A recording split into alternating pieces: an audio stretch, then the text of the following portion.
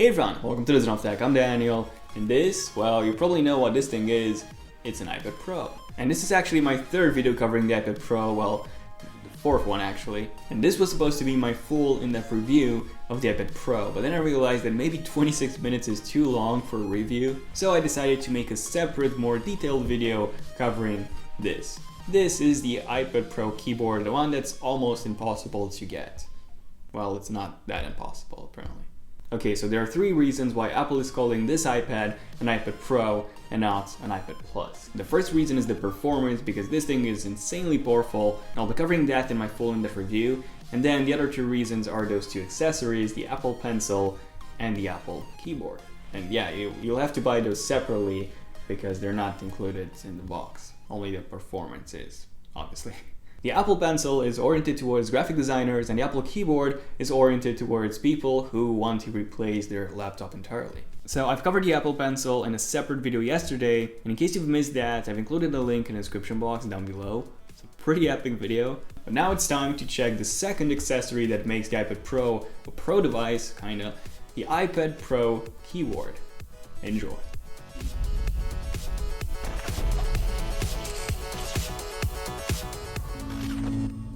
So there have been a lot of iPad keyboards, like a lot of them. Logitech sells like at least 20 models, Belkin, well, even more. So yeah, the market is full of them. But this is the first iPad keyboard designed by Apple. Now, as you probably know, first-party accessories are always the best, and in some cases, well, this thing is no exception.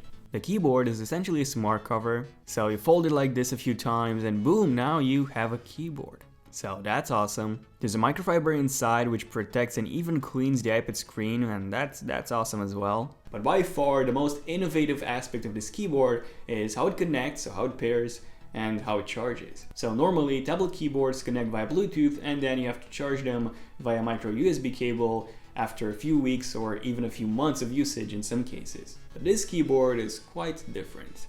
It doesn't connect via Bluetooth, and you don't have to charge it. Like, you never have to charge this thing.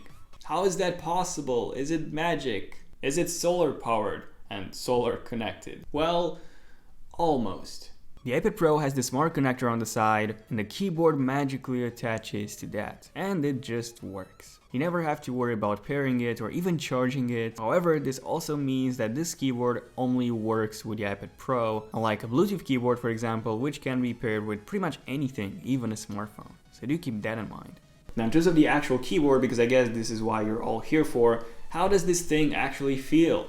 And I have to say, it feels quite interesting. All keys are covered by this texture, which feels pretty good. The keys are definitely made out of rubber instead of plastic, like some Logitech keyboards, for example. So there's not a lot of travel to them. However, they do feel more clicky than the 12-inch MacBook ones. So overall, they're not that bad. I can actually type pretty fast on it, and in fact, wrote this entire review on the iPad Pro with this keyboard. So far, so good. The keys themselves feel pretty good, the texture is quite pleasant to a touch, and then you have that smart connector which automatically pairs, and you never even have to charge this thing. So yeah, it seems like the best keyboard ever. Is it? Well, no. It comes with a lot of downsides, unfortunately. One of the most annoying downsides for me is that there are no function keys at all. So all third-party keyboards, like all of them, come with brightness keys, volume keys, and this one doesn't even have a home button key. I mean, seriously, Apple. You do get a region key which allows you to change the language input, which is quite nice to have, and yeah, I guess that was more important than adding a home button. So yeah, having no function keys is definitely frustrating. Also, Logitech is selling an iPad Pro keyboard which is backlit, because this one, well, this one isn't for some weird reason. I mean, there's not even a caps lock light on this thing. Now, another quite big disadvantage to this keyboard is that you cannot adjust the angle on this thing. Like, there's just one angle, and in case you want a different angle, well, then you need a different keyboard. So that's quite bad. Now, some key combinations do work, like Alt plus Tab, for example. Surprisingly works, so you can switch between active apps just like you would do on a normal laptop. But in terms of multitasking, yes, you can run two apps side by side on the iPad Pro, which by the way you can on the iPad mini 4 and the iPad Air 2 as well. But those apps have to be updated for split screen support, by the way.